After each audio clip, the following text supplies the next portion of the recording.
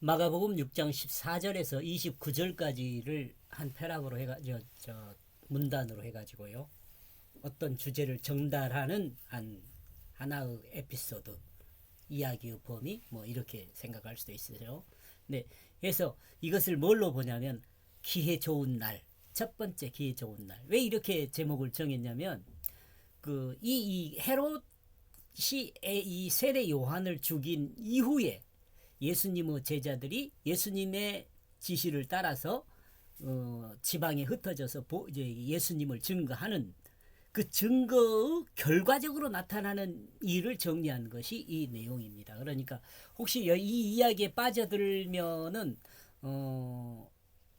에롯을 죽이는 그 과정으로 생각할 수 있는데 그 죽이는 과정을 이 주제로 이야기하는 것이 아니고 이 헤롯을 죽이게 요한을 죽이게 되었던 헤롯이 그 사건을 예수님의 복음을 들으면서 되돌아보면서 자기를 돌아보는 내용을 정리하는 것이 이 본문 내용입니다.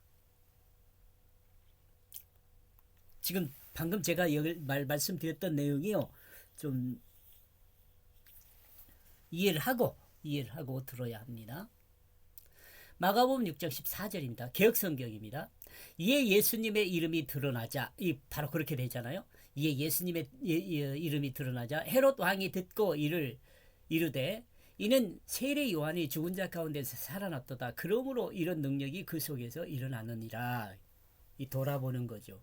예수님의 복음을 듣고 나서 변화된 어떤 모습을 드러내는 것입니다. 근데 이걸 이렇게 좋은 기회가 왔을 때 이 기회를 잡아야 하는데 헤롯은 이 기회를 못 잡죠. 여러분이 이제 이야기를 들어보면 알게 될 것입니다. 그러므로 그 헤롯이 들었다. 헤롯이 들었어요. 지금 들었던 때는 이 헤롯이 세례 요한을 쟁반에 담아서 헤로디아에게 준 뒤입니다. 헤로디아의 딸 살로메가 춤을 추가지고 헤롯이 거기에 기분이 좋아가지고 헤롯 생일에 요한의 머리를 쟁반에 담아가지고 나중에는 헤로디아에게 주게 되지요. 그 내용이 나와 있는 그 과정을 예수님의 복음을 듣고 나서 변화된 그 마음의 변화를 지금 설명을 하고 있습니다. 한번 들어보죠. 헤롯 왕은 즉흥적인 사람으로 외형을 중시하는 사람이라 할 수 있습니다. 이건 제가 이해한 겁니다. 헤롯이 이름이 의미하는 건 영어입니다. 제가 가끔가다 어떤 사람들을 만나서 제 이야기를 들으면 그 사람들이 제 이야기를 듣는 과정에서 이렇게 듣나 봐요. 제가 여러분 가르치기 위해서 설명하는 게 아니에요. 여러분을 제가 성경을 100% 이해해가지고 100% 이해한 내용을 여러분에 가르치기 위해서 지금 이걸 말하는 게 아니고 제가 성경을 읽으면서 알게 되었던 내용을 여러분과 공유해 드리는 겁니다. 나는 이렇게 이해했습니다 라는 것을 공유해 드리는 거예요. 이거 좀 여러분들이 이해하고 들었으면 좋겠어요. 제가 가끔가다 그러잖아요. 제가 여러분에게 공유한 내용들이 100% 맞다는 이야기는 아니라는 거예요. 제가 공부하면서 알게 된 내용을 여러분에게 공유하는 내용이란 말이에요. 여러분이 그 생각에 따라서는 제 이야기가 틀리다고 느낄 수도 충분히 있어요. 인정한다니까요. 세서구 왕이 예수 그리스도에 대해 들었습니다. 아마도 제자들이 전파하기 전에도 알 수 있었지만 예수님의 제자들이 둘씩 짝을 지어 전파했기 때문에 예수님에 대해서 좀 더 확실하게 증거를 받았을 것으로 보입니다. 누가요? 헤롯이요. 왜냐하면 그 자신의 그 이름이 드러나게 되었기 때문이다. 여기 그 자신 예수님이에요. 이를 좀 더 설명하면 그 예수라고 불리는 이름이 외부적으로 드러나 다음과 같은 일이 발생하기 하는 원인이 되었다. 이렇게 해석할 수 있어요. 라는 말입니다. 많은 사람이 예수 그리스도 이적을 보고 경험하여 예수를 증거하는 사람이 많아져 소문이 왕의 귀에까지 들리게 되었을 정도로 영향력이 있게 되었다는 것을 전달하는 거죠. 어쩌면 제자들을 통해 복음이 확장되고 있는 것을 느끼며 약간의 두려움이 있었을 수도 있습니다. 세속의 왕은 이랬을 수 있어요. 참고로 기억을 회상하면 예수님의 제자들이 전파한 복음은, 그러므로 그들은 말하고 있다. 이 복음은 왜냐하면 그 세례 요한이 죽은 자들로부터 살아나게 되었기 때문이다. 요거 누구요? 요거 누구 생각이에요? 헤롯 생각이에요. 헤롯 생각이에요. 헤롯의 생각이에요. 개역 성경에서는 이 말을 헤롯이 하는 것으로 이해할 수 있습니다. 그러나 헬라어 성경에서 본문을 3인칭 복수로 이야기를 해요. 이것을 그들은 말하고 있다 그래요. 그들은. 이와 같은 해석도 가능하다는 생각입니다. 예수 그리스도의 이름이 드러남으로 인하여 사람들이 헤롯이 죽었던 그 세례 요한이 살아났다고 그들이 말하는 것을 헤롯이 들었다는 말이죠.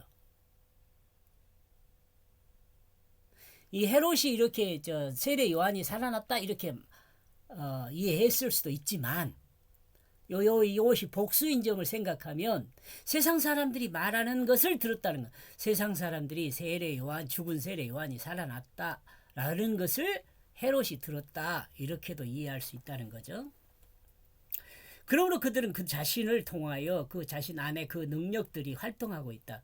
예수님의 제자들이 예수님의 명령을 따라 세상에 흩어져 그리스도를 증거하자 예수님의 이름이 세상에 드러나기 시작했습니다. 그리고 이 예수님의 이름을 헤롯도 들었습니다.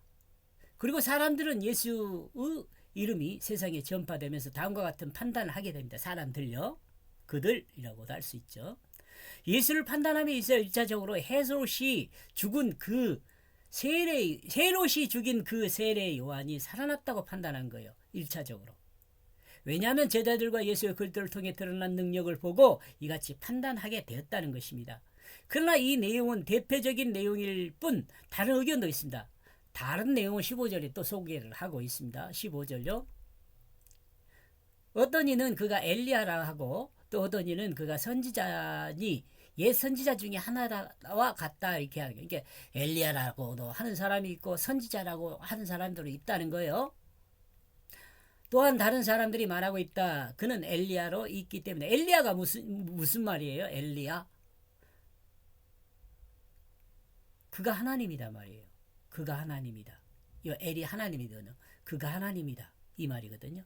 또 다른 사람들이 말하고 있다. 그는 그 선지자 중에 한 사람과 꼭 같다. 어떤 그 과거의 선지자들 중에 한 사람과 같다라고 말하는 사람들이 있다는 거죠. 엘리야라는 이름은 여호와가 하나님이다라는 말이에요. 엘리야, 엘리. 엘은 하나님이거든요. 리야. 여호와가 하나님이다 말이에요. 여호와가 하나님이다. 유대인들이 알고 있는 그 엘리야는 누구입니까? 유대인들이 알고 있는 다시 오실 엘리야라는 말라기서 3장 1절, 말라기서 4장 5절에 언급한 내용을 믿는 사람들은 예수를 오실 엘리야로 알고 있는 거죠.